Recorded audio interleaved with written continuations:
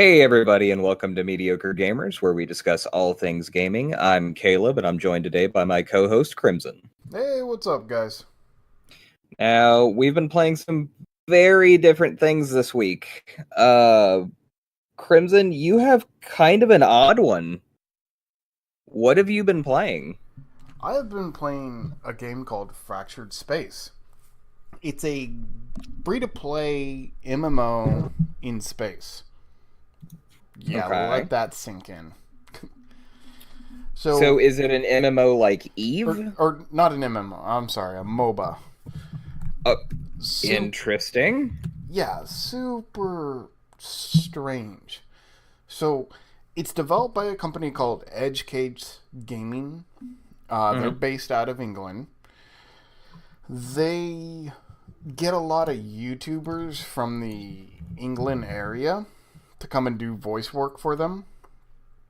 So if you got a favorite UK YouTuber like the Mighty Jingles, he Mm-hmm. probably has a captain in there. In fact, I know the Mighty Jingles has a captain in there because that's the captain I use. That's awesome. Yep. Um, so free to play, you jump in.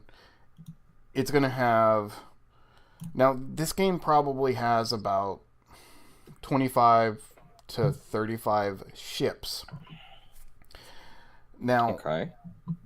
so each ship is so vastly different from each other. They're very different. It's going to do a rotation. A lot of this is going to sound similar to Heroes of the Storm Okay. or League of Legends. So they do a rotation of free ships. So there's always some ships you can play and try out. I believe you get one free ship, which is the Pioneer, and Mm-hmm. then you can buy like the starter pack that costs $10. You get four ships and some skins for those ships. It's not a bad deal. Mm-hmm. Now, how the game mechanics on this game work is you will start off in your base. The enemy will have a base. Now, instead of a full open world map, it's more like sectors. So you have a square and a square, and then on the Mm-hmm. sides, there's like a rectangle on each side, and then a Okay. square in the middle. So your team can split, they can go together. You have alpha and beta sectors, those are the big square, rectangles. And inside of one of those sectors is two forward bases and three outposts. So you'll jump to your base, then you'll try to capture the three outposts, and then capture the enemy base. When you do that, at that point you are capable of jumping to their base. But if you don't control either of the sectors on the side, you cannot go to their base. So that stops Huh. people from just going blink into the base, do some chip damage, die, blink into the base, do some chip damage, and die. Okay. The center base comes online about once every 2 minutes. When it comes online, it sends a big message. Everybody can warp to the center, and then you fight over the center. Whoever controls the center now has a warp directly to the other base also. So the center objective is really important to get. Okay. Now, the way the ships work is, to describe it, think of a balloon with zero density, and you have full control. You can strafe, turn, go up, down, increase speed, reduce speed.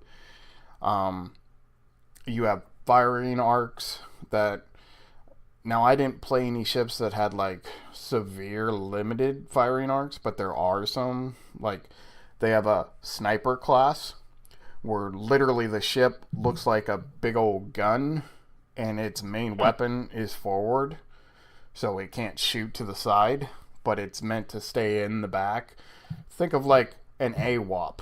you know, it's Okay. just gravity cannon charging up, boom, something dies. That's interesting. Yeah, but it's really weak to lightcraft or stealthers. They do have stealth ships. Hmm.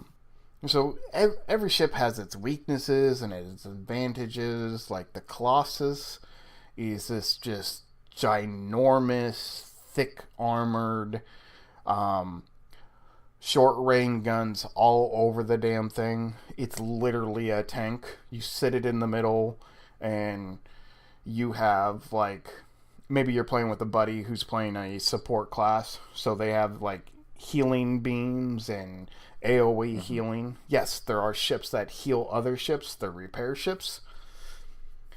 And Very then similar to like Overwatch playing Reinhardt with Mercy. yeah, well, but without like the auto, you still gotta shoot. More like playing Reinhardt with Anna. Oh fuck. So, like, you'll get a torpedo that you'll shoot at an ally and it'll explode and create this big old AoE nanite heal. And then you might get, like, smart guns that shoot nanites that do repair drones and stuff like that. It's very interesting. Hmm. I jumped into the game and I purchased the Punisher. It's considered a noob friendly ship. It has medium guns, no firing arc, so it can shoot all around itself. Um, all of its damage is plasma, so it does AoE damage, or not, damage over time. Hmm. So, and stealthers can't stealth if they have a dot on them. And then it gets a, like, and not an EMP, but like this pulse that comes out of it that will unstealth ships with a pretty good range. So it's meant to go in there and punish stealthers. It doesn't have the greatest armor. It doesn't have bad armor. And the Okay. armor in the game is the armor is modular. So say somebody shoots missiles at your port side and they knock off like the forward armor plate. Now that part is vulnerable, Hmm. but like your starboard side still has armor. Your back port side still has armor. So Hmm. your armor, think of like Legos. You know, when they knock off a piece of armor, they're only knocking it off for that part. You don't have overall armor loss. Gotcha. So it's really interesting. Um, so ships are fun. There's a lot of different ships, and there's some really good ones. They have like the Argus, which is a I would consider like a WoW paladin tank. So what it Hmm. does is it drains energy from other ships to increase its shields, and then it has some decent damage output too, like AoE damage. Then you have like an actual ship called the Paladin, which is a healing ship. So it creates buffs, but it also has like debuffs, so it can remove enemy buffs from their ships, and it's got a good amount of healing too, and it's maneuverable. So think of like a holy paladin. It's got a little bit of armor, can take a little bit of hits, but won't last forever. Hmm. So all the ships feel really good. Well, since it's free to play, there's another aspect to it, right? Oh, um, it's just it's completely free, right? Oh, now, no and yes. No. How about just But no? first, no. But first and also only no. Yeah. So they have a couple different ways to pay for stuff, to support the developer. We'll call it that. To support the developers. Yes. Oh, don't. But let's just hope Bungie's not listening and Right. EA's not listening. So obviously, just like any other MOBA, the most important aspect of the game is the characters, right? The Yep. ships. So the ships you can buy with real money or in-game currency. Okay. In-game currency, you're looking at probably a couple hours of real playing, and you might be able to buy a ship. All the ships cost the same amount, so you don't have to worry about, well, oh, this new ship came out, Garrosh just came out, we're going to charge you $12 for him, but if you want to play Lily, it's $3. No, Okay. it's just, look, all the ships are what they are. There's no tiers, no nothing like that. Not like, Okay. oh, well, this ship's a tier 1, so it can't play against it. No, all the ships can play against each other. They all have different stuff. Real money, all the ships cost $5. That's it. Just $5 per ship. What? Yeah, pretty decent, huh? All right. There's a catch. I know it. There has to be. Now, there's another option you can do. They have a $50 pack. It costs $50. Mm-hmm. Literally says this gives you access to all ships in the game now and all ships ever created for this game. And it's a one-time purchase. One-time purchase, $50.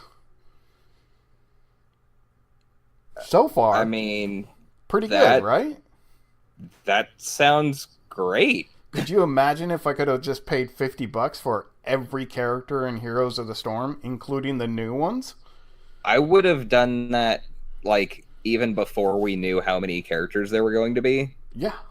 And... Like, because you and me both have, I think, the same outlook on video games, especially when it comes to, like, the free-to-play style and the retail style. It's actually one of the reasons why I had such a struggle playing WoW, which was, if I pay for a game, I want to own the game. Yeah. And when you play something like Heroes or any other MOBA or any other free-to-play game, you are it's an investment. You are constantly investing money or time to get in-game money to get content. Exactly. But I would rather pay $50 for a game and have access. Yeah, and have access to it all. So I see that pack as just like you're buying a retail game. Now, there are other microtransactions, so I will get into that now, and then at the end of it, I will talk about this pack again, okay? Okay. So, the other microtransaction that's pretty big is skins. And unfortunately, you can only get skins with real money. Just like... like any other MOBA. Yeah, I don't feel bad about that. Now, these skins don't change the ship's appearance. They just change the color. So, nobody needs these skins. You know what I mean? Okay. It's not like, the Lich King and then the Arthas version. I gotcha. It's like Lilu Green and Lilu Blue. Okay. So... it's fine. I can live with it. It's not a big deal. I don't need the skins other than the Crimson skins, which you can just buy the Crimson pack and it unlocks every Crimson skin for any ship that can put a Crimson skin on. Oh, okay. Yeah. So you don't have to buy the Crimson skin for this ship and then go buy it for this other ship. Right. And they allow packs. You have an empty bank account. Exactly. The real money comes in crew. This is where we're going to have our conversation, I think. Okay. Okay. So each ship has a captain and then 4 officers. Okay. Like tactical, medical, just I don't know the names of them, but there's 4 different colored officers. And they all have abilities. Now, the abilities are not overpowered. All characters come with 2 abilities. It'll be like, your helmsman will have an ability to turn your ship faster or increase your propulsion faster, something like that. And it's small percentages, anywhere from 2.5 to 10%. Okay. But they also have 3 mods, and the mods will have the different colors. So you can put like a tactical mod or a maneuver mod on a character. Okay. The characters you get in loot boxes, or more importantly, more like packs, like because they appear like cards.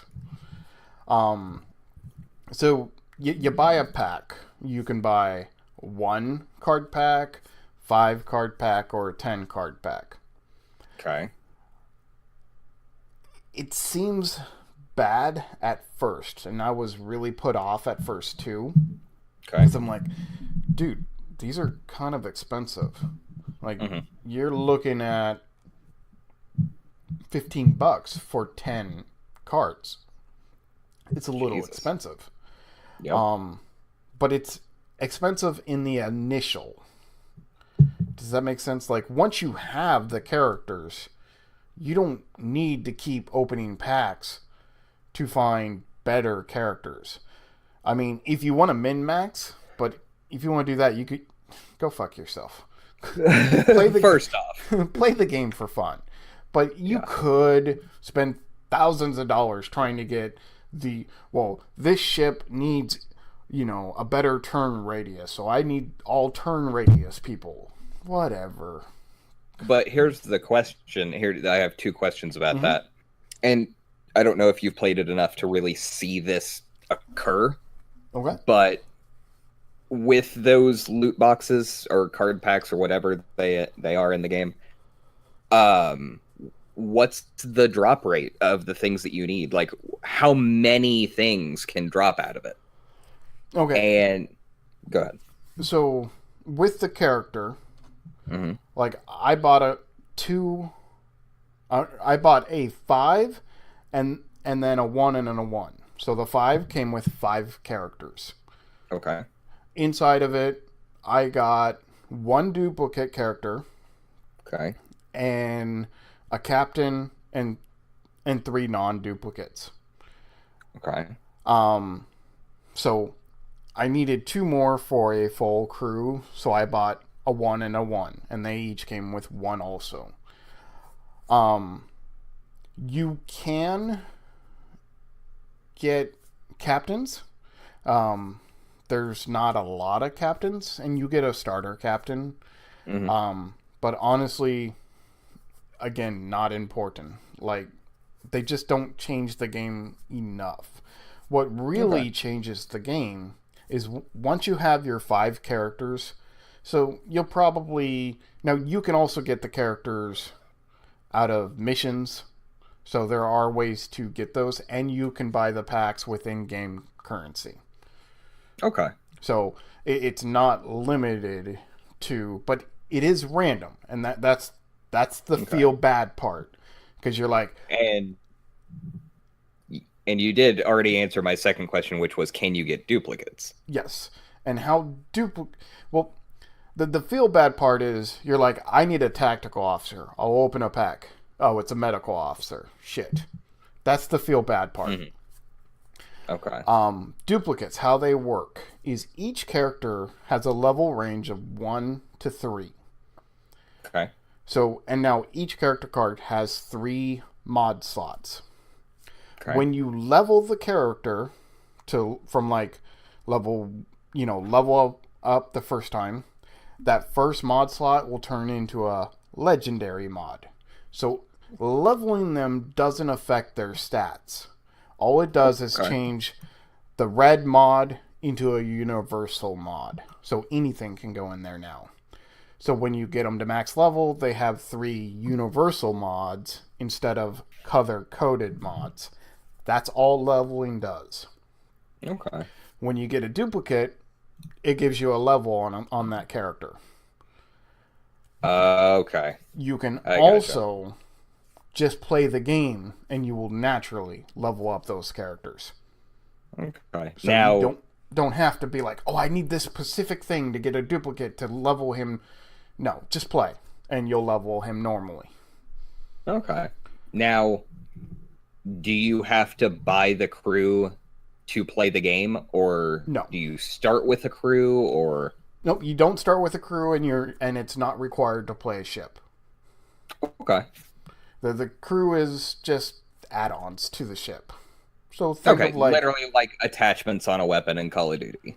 yeah, or you know, talent. Well, not really talents, but just yeah, it's just modifiers to the ship. Okay. Mods are the same thing as crew. You get them in packs, just like crew, in-game, Okay. real money, earn them through missions, and then they will also have effects onto the ship. An Okay. example is, say I have a ship and it's all about missiles. I'm this long range missile fighter. Think of something out of like Robotech bullshit, right? Just Okay. zoom. Okay. Now, I get my crew, I level them. Now I have all these mod slots, and I want to put in mods that affect missiles. So Mm-hmm. I will put in a mod that gives 1% range. Doesn't seem like a lot, but if I have a bunch of those, I can increase the range a lot. Yeah. So, and that's kind of what the crew and mods together do. They augment a ship to where you can either specialize the ship more or start toning down some of its weaknesses. So, Hmm. say you're playing a paladin which has medium armor. Well, you can start augmenting it to have a little better armor. This will start to alleviate some of those weaknesses. Okay. There are two game modes. There's the main one, which is Conquest, which is what we talked about. Mm-hmm. The second mode is much faster. It's one single map with a base, three outposts, and it's more like an arena. It's much faster paced, and the games last a lot less time. Okay. Um, so loot boxes still feel bad. I'd rather Mm-hmm. just be like, here's all the characters, choose which one you want. But Mm-hmm. nobody's ever going to do that anymore. It's never going to happen. Ever again. Well, if we ever make a game, we will. Yes. You want to buy, but what we would do is we would go. So, how much is a loot box? Like the one drop loot box. About $1. Okay, so what we would do is go. Okay, you want to buy a captain? It's $1. It's a random captain with random stats, but you will get a captain. Do you need a medical officer? Well, pay $1 and you will get a random medical officer. So there's still the randomization of it, but at least you're getting the thing you need. Exactly. Which is what I like. I would like the ability to say, look, I even if they did it in their packs, Yeah, with like tactical pack, medical pack, maneuver exactly. pack, that would be Yep. better. Now they do have three different packs. They have which are the characters are more like sets. So set one is the core set characters. Okay. Set two is pirate. So it's like Okay. piratey characters. And then set three that just came out is like characters that have a look and feel of like darkness. Like they're the dreads of not like pirates, but like almost evil like characters. Okay. All the captains are voice acted again because they grabbed a lot of YouTubers. The Mighty Jingles is voiced by the Mighty Jingles. Mm-hmm. Nothing better than hearing the Mighty Jingles is here, prepared for, and I won't say the word because this is a friendly podcast. Gotcha. But it involves your ass. Gotcha. It's just hilarious. Like they have a fun time. The feel of the game is super nice. It's one of those games I definitely recommend people to download it. It's free. Play a little Mm-hmm. bit, decide if you like it. I've never played a game that has ship combat that feels like this. It feels Okay. wonderful. I mean, there's nothing out there that has this feel of how the ships control and how the fighting works. I would say the closest thing would be like Rebel Galaxies. Okay. Maybe not even really. You don't really target characters. It's Twitch based with your turrets, but Mm-hmm. things move slower. You know, it just feels good. Definitely worth checking out. So I think I might look into that one. yeah, definitely. Oh, and most importantly, check out the video I have put on YouTube. It's a little long, but it goes into Mm-hmm. a lot of depth. And one of the things that they did that really impressed me is, so say I'm looking at the Paladin. I want to buy the Paladin. I'm like, you know what? It's $5. It's worth it for me, right? Mm-hmm. Well, they have a ship guide. You click on it, it brings up a YouTube tutorial window in the game where they talk about the ship, what its strengths, what its weaknesses, how to play it. So you Okay. can know a little bit of information before you buy it. You can also click on try ship, just like most other MOBAs, where you can try the ship out, fire it against different targets, see how it handles and stuff like that. Okay. That's good. I think every game should have that if you Oh, are spending real money. yes, definitely. That's cool. It seems like a cool game. I think I'll definitely give it a look. Yeah, and it's fun to watch. Like it looks nice It when looks like it. yeah. So what have you been playing? Well, I didn't even know that this game got a remaster. Um, More importantly, I did not know that it came to PC. But I was looking, I think I was just watching like random fucking YouTube videos like The Know and The Escapist and stuff like that about, just game reviews and game news. And somebody said something about Turok being remastered. And apparently it wasn't like super recent. I'll track down the date here in a minute, but I was like, okay, well, when did this happen? I've been wanting to play these games forever. Now, So go ahead. is this a remaster or a remake? Like, or is it just a port? It is a full remaster. So it Okay. is so it's not like they didn't go, hey, we're gonna give super HD 4K graphics on it. But they're like, hey, we're gonna put like bloom in it and ambient occlusion and real shadows and really clean stuff up. So kind of like the Secret of Mana one, where it's not Yes. super Final Fantasy VII remake, but it looks Mhm. nice. Is it a one for one? It is. Yes, it, Nice. it is the exact game. That's the important part for a lot of people. Yes. And that was what I was a little worried about. Now they did add they kept the same core game, but they did add extra levels.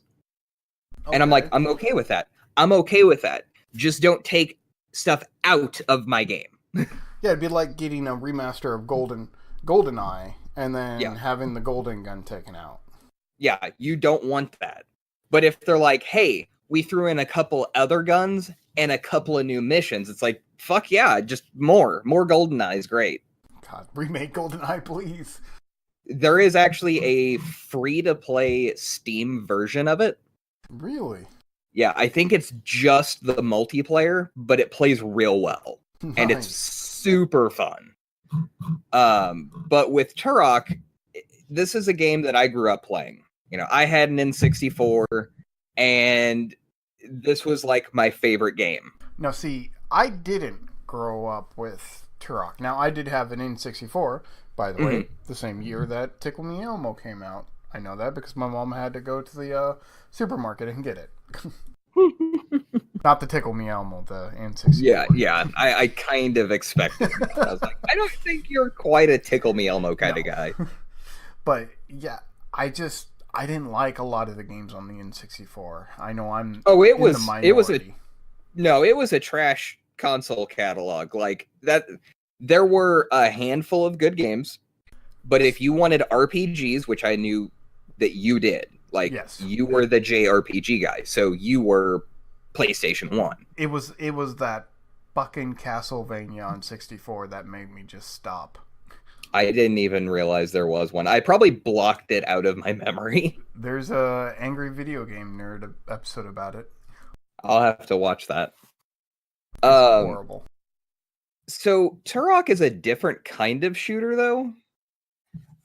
First off, speaking of the remaster, they did do some other cool things. One of them is allowing you to change graphic settings, of course. Changing all of the controls, which doesn't sound like a lot, but whenever you bring a game from console to PC, anytime that there's a port or a remaster or anything, when it changes mediums, if you cannot change controls, they always bind shit to stupid fucking keys. Right. In fact, I'm running into that same problem with Star Trek Online. On the PlayStation 4, you cannot change or you cannot invert up and down. So so I keep going the wrong direction with my ship because I'm used to going the other way. Yep. Yeah, and see, that's what I hate. And I there was another game. It's been a long time. It's an older computer game, but I remember that like shift was jump and space was run, and just like all the key zoom was like G. Dude, it was a nightmare. That would break me. Yeah, I remember not playing that game. Like, I couldn't deal. I literally could not deal. Oh, and Dark Souls, the first one on PC, was similar because it says that it's highly recommended that you use a controller. And I'm like, well, I don't really have a controller right now that I can hook up to my PC. But all of the button prompts are all like Xbox buttons. Like it says, press X, press Y, press, up on the D-pad. And when you go in to try to change things, you can't rebind the keys. At least when I tried to play it. They may have changed that and patched it, but when I tried to play it, I could not rebind the keys, so I couldn't play the game. Don't force us to get a third-party application to rebind keys. Yeah, and you know what? Controllers are not cheap these days. Yeah, especially for a computer. Yeah. Well, like, I got the PS4 controller was $50, I think, and then the wireless adapter for it was $40. So $90 to be able to have a wireless controller. Now you can get a wired one cheaper, of course, but fuck that. I want to be able to lean back and not yank all this shit off my desk. It would be nice, wouldn't it? Yep. It's like, no, I was born in corded controller games and consoles. I'm done with that shit. But you can also, there's two different soundtracks. And this, me and RJ have talked about this a lot on the podcast, and me and you have talked about it a little bit, about how important music is to a game. Yes. And when it comes to games like Final Fantasy VII, Shining Force 2, and Turok, Secret of Mana, and Turok 2, one of the things that triggers my nostalgia more than anything is I remember the soundtrack. I remember the title screen music. I remember each musical score for each map. Yeah. And when I loaded into the game and I was messing around in the settings, making the music volume go to half because it blares over everything, it says soundtrack version. And so I scrolled down there and it says N64.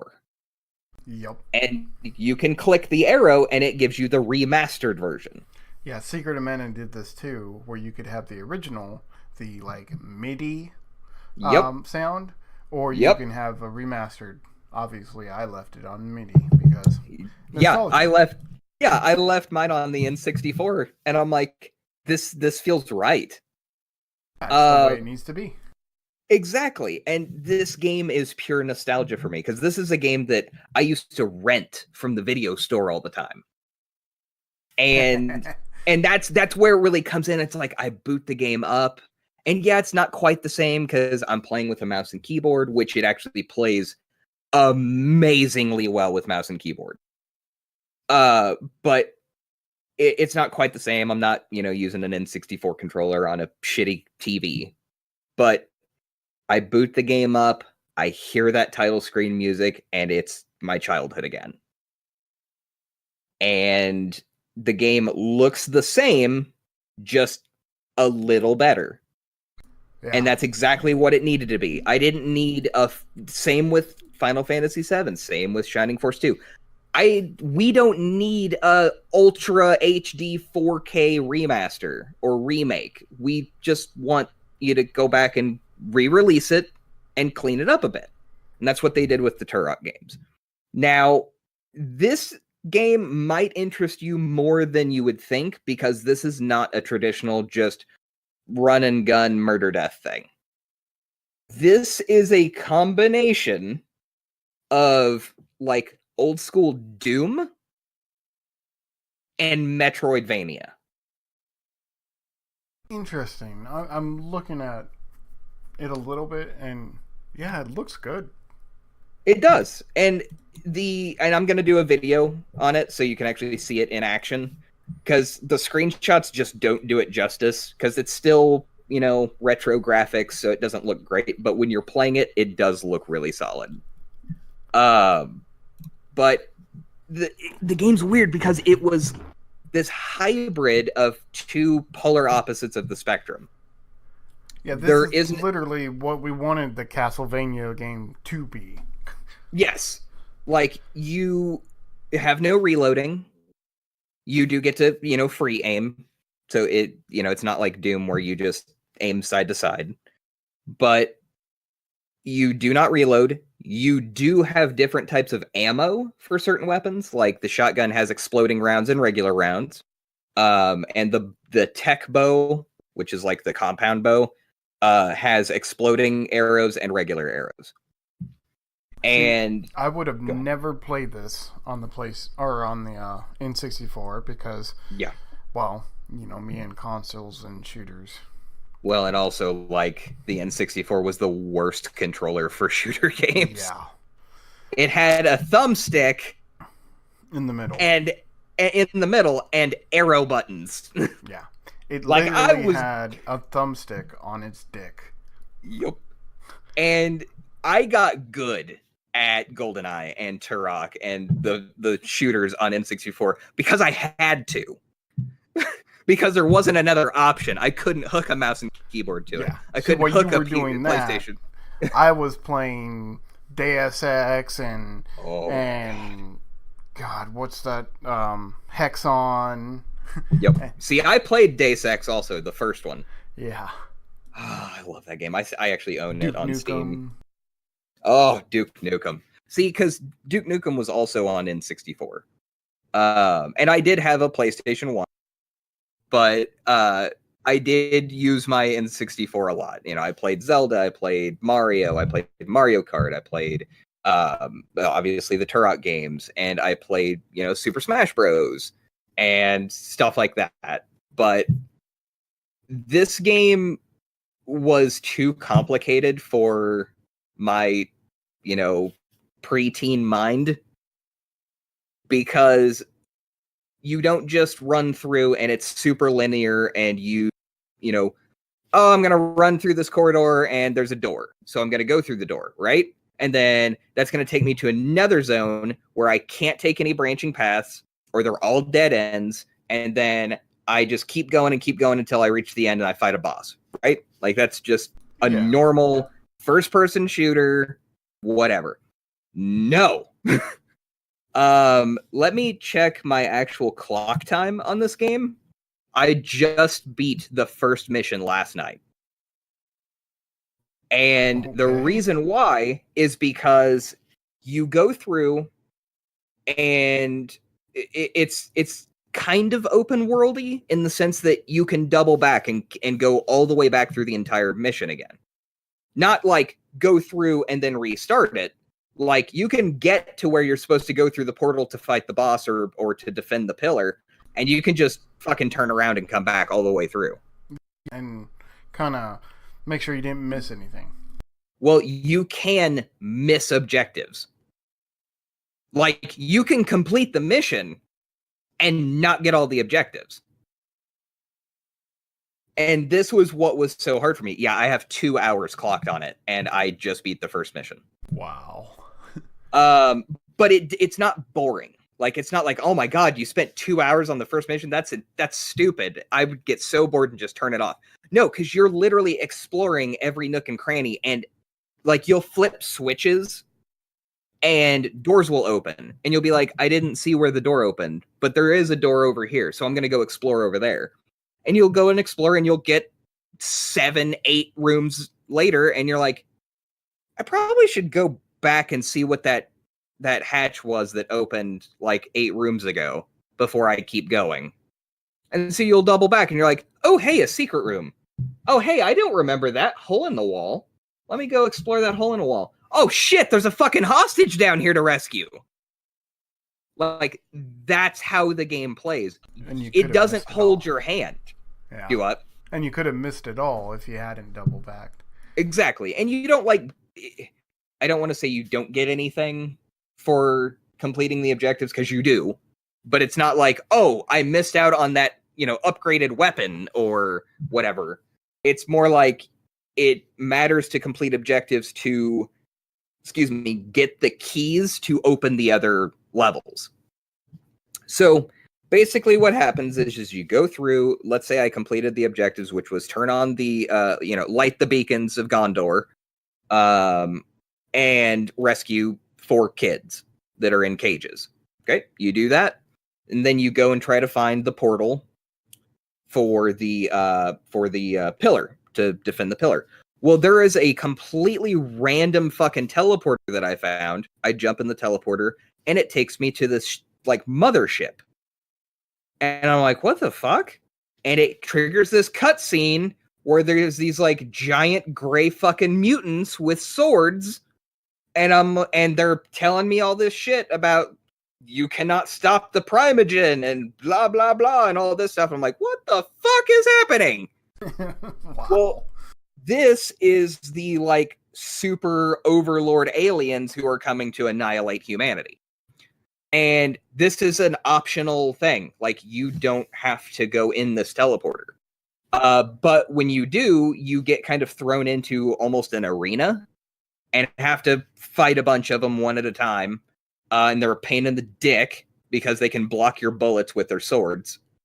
All fucking Jedi-like. So you have to kind of dance around them and shoot them at an angle so that their sword can't block it. But once you do that, you get a nuke weapon part.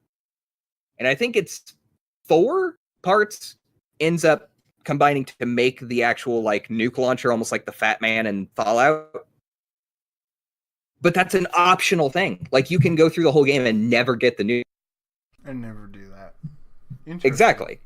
So that's really cool that it has that kind of sandboxy feel, but encourages you to do it. And so you jump into the portal at the end, and there's a big old pillar. And all these dudes are flooding in, and they don't flood in a ton at a time, but it's, 2, 3 big dudes run in, and they're trying to break it down. And you basically just have to defend it against a few waves of guys. Once you're done with that, it teleports you to, the Nexus, which is this, interdimensional base that's floating in space. And you basically walk up this ramp, and it looks like Stonehenge. And there's a whole bunch of shit around, and Adria, I think is her name, is your handler. She's like the celestial being that is like telling you to go and do these things. And so she kind of briefs you on what you're supposed to do. And throughout the first mission, you were picking up these things called level keys.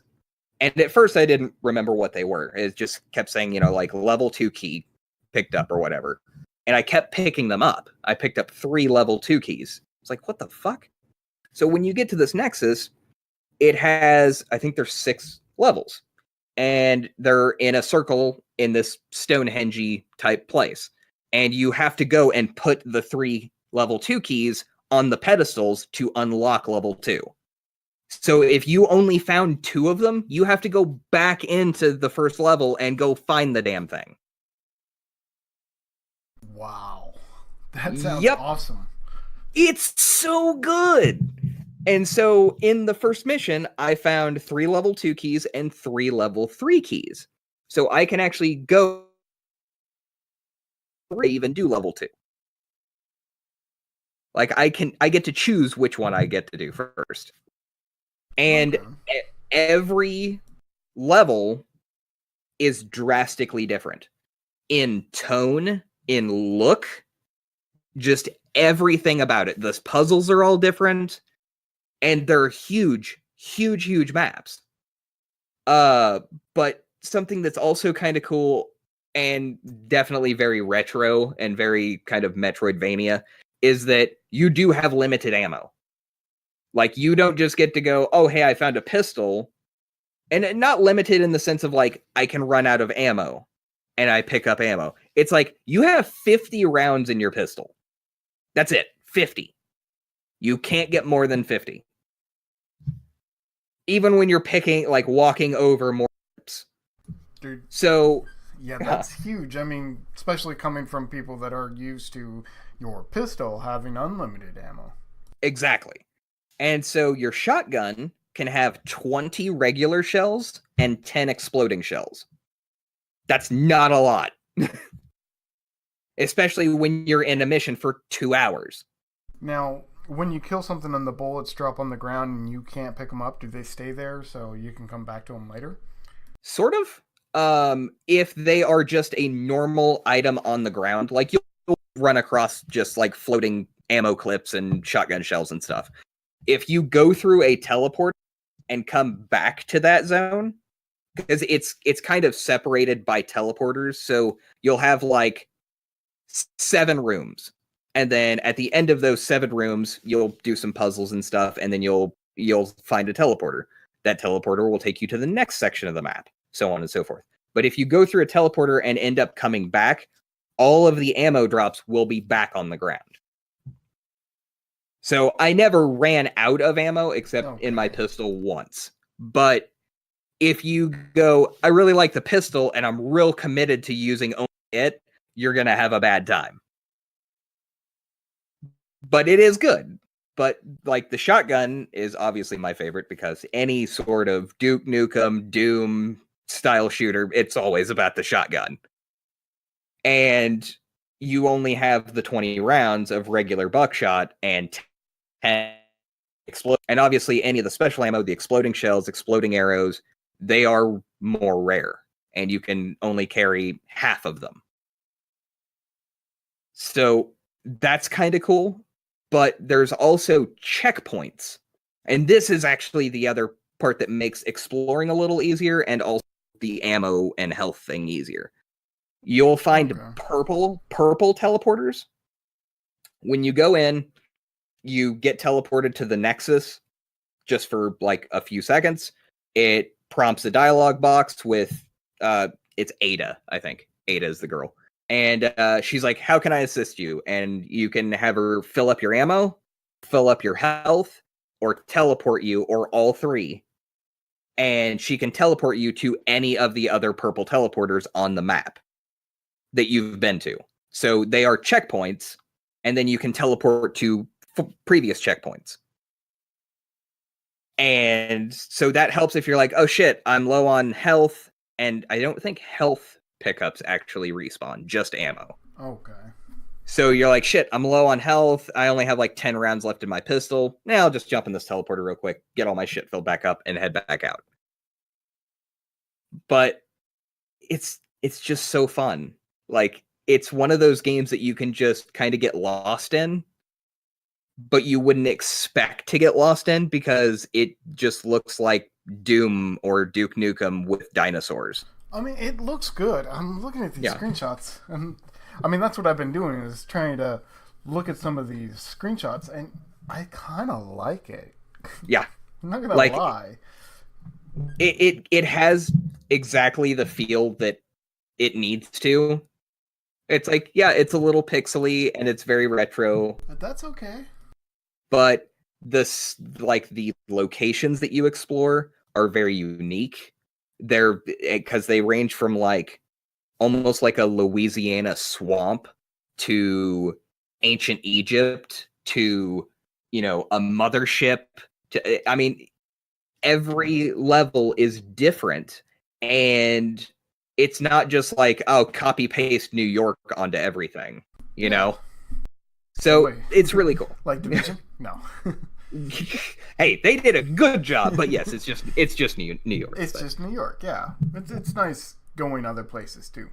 Exactly. And the enemies are different because it's not like, oh, it's zombies or oh, it's aliens. It's like, actually, it's alien dinosaurs. And it's like, well, that's actually kind of different. That's unique, to say the least. Exactly. But yeah, it's one of those games that the remaster did nothing but improve it without taking anything away from the game. That's good. That's important. Yep. And when I saw the screenshots for it, because I saw that they had remastered it, went to Steam, and I'm like, shit, it's $20. And I'm like, all right, well, whatever. And so I went to Humble Bundle just to see what was on sale. And it's like, hey, it's prehistoric sale week. And I'm like, what? I'm like, I wonder if they have, yep, Turok 2 right there. $7. Wow. Bye. So I lucked out on that, but it's definitely seems like a deal at $7. It is. I would not buy the first one. I did not like Turok 1. Okay. I don't know why, and it may have just been because I think I played Turok 2 first. But Turok 1 is just a completely different game. Like, you're fighting like actual dinosaurs, and it has a completely different feel and different plot and just completely different tone. It's almost like I don't even know how to explain. It's almost like if you had a Duke Nukem game, and then you go, hey, we're going to take Duke Nukem and put him in Halo. Oh. It's like, yeah, it's still set in that kind of sci-fi prehistoric universe, but that's not where they belong. So, but on the opposite side of that, which is that Turok 2 is infinitely better. And P.S. it is no longer on sale on Humble Bundle. Yeah, I was gonna say I think it had 1 day left. Damn. But it is definitely one to put on your wish list for the next Steam sale, which will be coming up here in probably a few weeks, maybe a month. Because they're gonna do their spring sale. Yeah. But it's definitely one that if you can pick it up for $8 or less, I would pick it up in a heartbeat. And that's not just nostalgia saying that. It's that you can sink enough time into this game and have fun with it that you're going to get your money's worth. That sounds good. I like that. Which is rare. It's rare these days. Yeah. Also, no loot boxes. Oh, no. How are they ever going to make any money? Right? They're going the old-fashioned way, where you give a person a good product and they give you money up front. Yeah.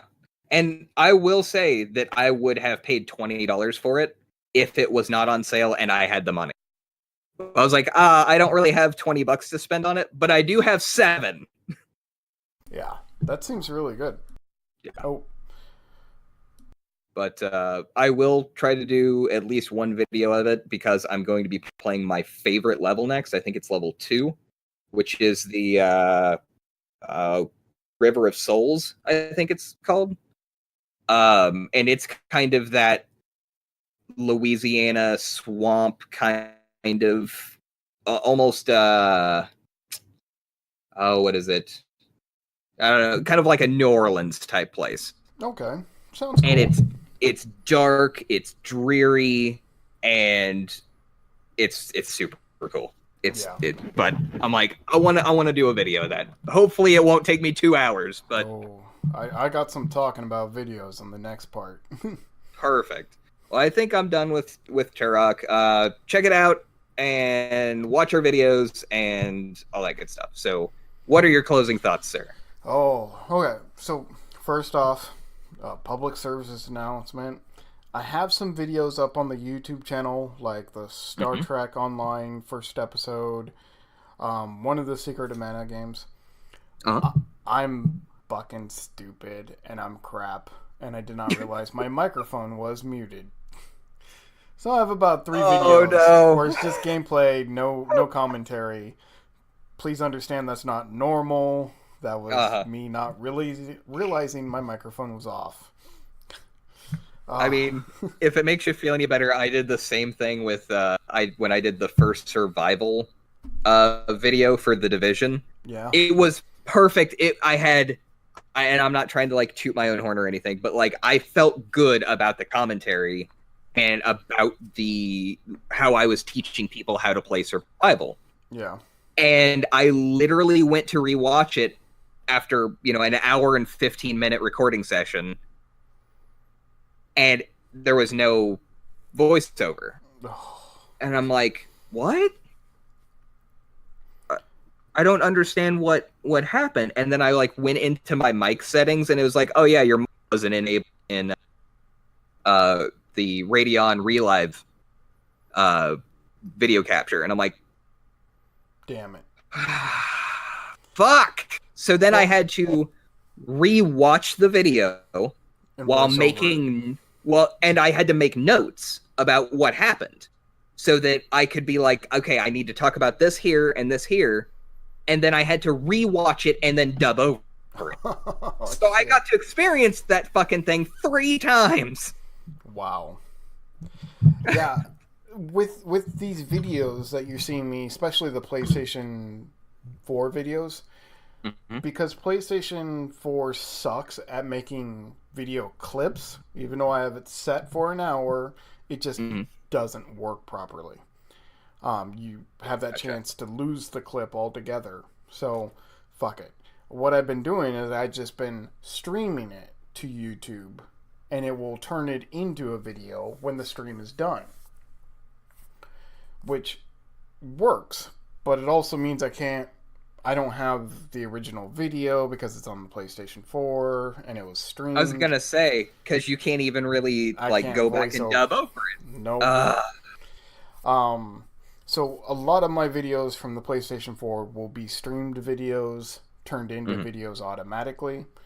I'm actually starting to do that now on the PC too, with the Shadow Play. I have it set up to automatically stream to YouTube.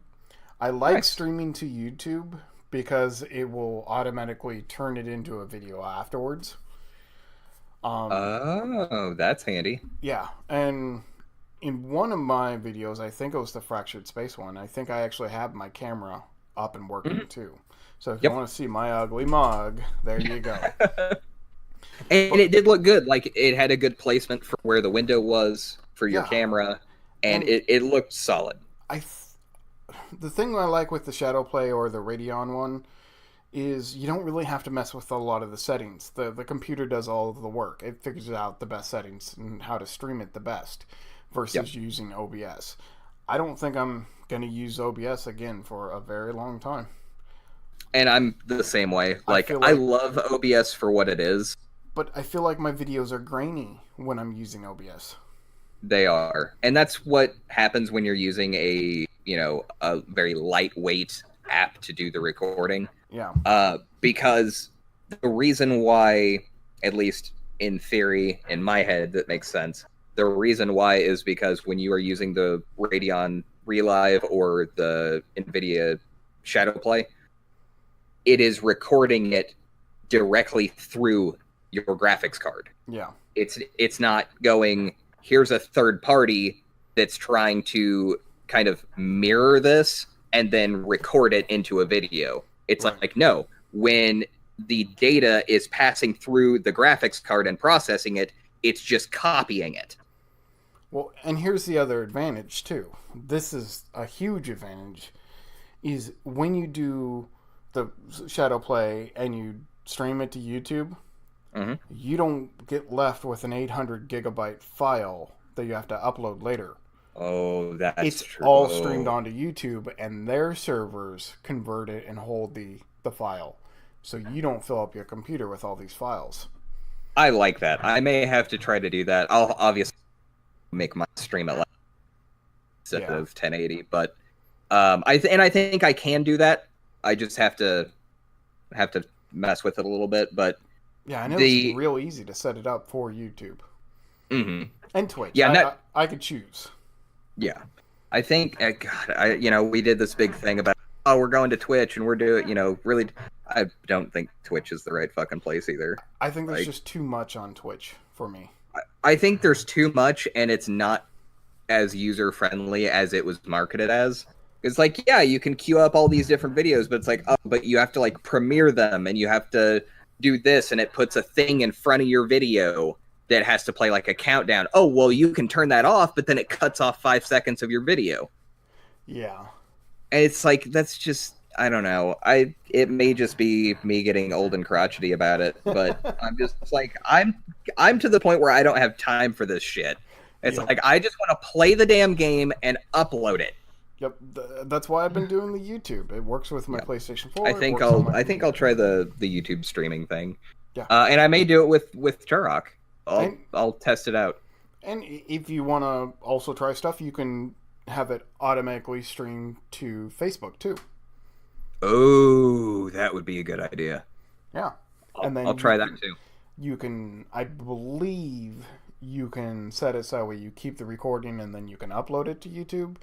But I just don't like uploading to YouTube. It takes forever. Now, so it won't stream to both. You have to choose which one it streams to? Yeah, I think you have to choose. Okay. I gotcha. Or at least in Shadowplay. I don't know about the Radeon. Okay. I'll have to mess with that. And one of the other things that's really nice about the Shadowplay and Relive is that you don't lag when you're recording. Correct. And OBS got to the point where it was making me lag almost no matter what game I was playing. Yeah. In fact, I can't wait. I am going to, at some point, I think when the next patch comes out, I'm going to be doing a 7 Days to Die one. Let's play with the Shadowplay. In fact, it'd be nice to get you and RJ in on it. I was going to say, I'm kind of itching to get back into 7 Days. I'm not going to lie. Like, I'm itching for it. Yeah, dude, I'm up for it anytime. All right. I'm still up for the Division. Or same here. And Divinity. The same here. RJ, if you're listening, come back. We need you. It's been so busy with, everybody's lives right now. Yeah. And I think that's going to tone down here pretty soon, so we should be getting some new and exciting content out for you guys. The original idea for Divinity was that we were going to try to play it and make a video of it, about an hour-long video once a week, and upload it almost like an episode. Yeah, so we could just stream that hour. Exactly. See, I think that would be a great idea. Yeah. And so that's kind of the general idea. We don't know if that's going to end up happening, or if it may once every couple of weeks or once a month. But we do want to try to get a consistent, like, hey, we're doing this kind of episodic playthrough of Divinity. Because I think that's where the fun is really going to be, is the shenanigans, the kind of chaos of having all of us together, trying to make all these decisions that are going to be contradicting each other, and just all the fun.